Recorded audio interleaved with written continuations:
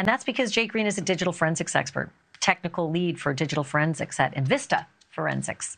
Also worked with Britt Dove, as I have come to find out, the expert who testified during the Murdaugh trial today. Okay, Jake, so I want to think of all the different reasons that could be innocuous and innocent as to why Maggie is likely dead and her phone has a life of its own. Tell me. There's not really any. That phone is moving because somebody is physically moving it around.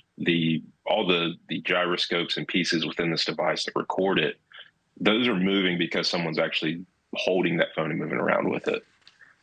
So there's not really anything innocuous that we could say, oh, well, it might have just mistakenly recorded it. No, this is something that was actually recording at the time somebody was moving.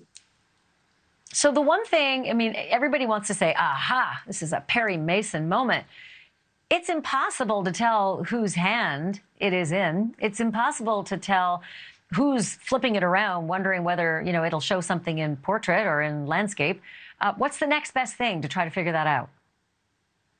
Really the activity in and around. So looking at the databases, and I saw a copy of a report that you guys used as an infographic. They used a piece of software that automates the review of the database that all this is coming from. That piece of software does an excellent job, but at the same time, a manual review of the actual data itself of that database is going to give us much more than what that piece of software can give us. So there can be other things that can show us not only was the phone in portrait versus landscape, and you showed off your kids, I'll show off my awesome wife. It'll show us when was the last time this phone was unlocked. Was it unlocked with a pin? Did somebody unlock it with their face? What was the brightness? What was the backlight? So even if, my phone right now is off and it's on a black screen, if I pick it up and it's called raise to awake. So if you black screen, raise it, your screen comes back on, that setting is going to be within that database as well. So it may not be something that was pulled out by the automated software, but that database can definitely hold that piece of evidence. So in and around and what happened and estimating steps, could this person have taken that same number of steps to make it back to the house?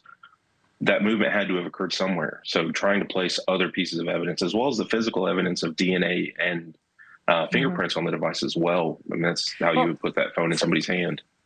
So the 59 steps, like Maggie's phone walked 59 steps after she's dead at 8:53, just minutes after she's dead. And I decided, okay, is 59 steps back to the house, or, it's not. The kennel is a long way away from the house. And I did 59 steps today just to see, how far I get. I got around my house once. It's not very far. Is there anything that could, be wrong? I always wonder if my step count is right. Is the iPhone really picking up every step, or could it be in a truck? Or, could there be errors? How accurate is this? I'm trying to think of what would someone be doing around a dead body for 59 steps. It's not very far. Yeah. So the things that we've seen in testing and research that other folks have done is there can absolutely be flaws. There's no known accuracy for, are those steps accurate within 5-10 steps? I would be more concerned with the estimated distance, as that is something that is measured with GPS within the location data within that device. So I would trust the distance more than I would trust the actual the step counts. Okay, well, that's interesting, but I do have this list I want to show you. I thought this was pretty damning, actually. It's Alex Murdaugh's steps, and there are so many of them, and it seems really frantic. It starts at 6:42, and it goes right through almost every 10 minutes or so. 6:42, 6:52, 7:03, 7:15, 7:28, 7:55. 8:05, 9:02, and they're like giant steps at times, like 283 steps, 270 steps, again 283 steps, 167 steps. They're all over the map from 6:42 to 8:05. But he also says he took a nap, and I don't know. That's kind of impossible, isn't it? I mean, that's not the kind of mistake where you could say, well, the iPhone's not always accurate. That doesn't show that he's napping. Right. So keep in mind that the windows that we see within movements, those are typically the first indication of movement and the last indication of movement.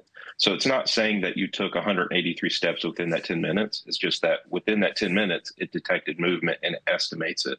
So you could have taken those steps in the first 5 minutes, the first 4 minutes. You could have run for the first minute.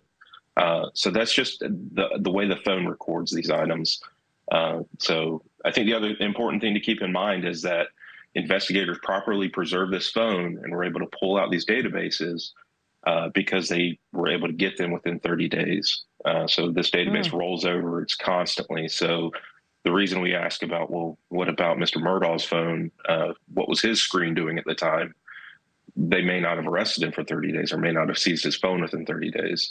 So that's why his data is different from what was found on the wife's phone. Thank you for watching. Go to newsnationnow.com to find NewsNation on your television provider. And don't forget to click the red subscribe button below to get more of NewsNation's fact-driven, unbiased coverage.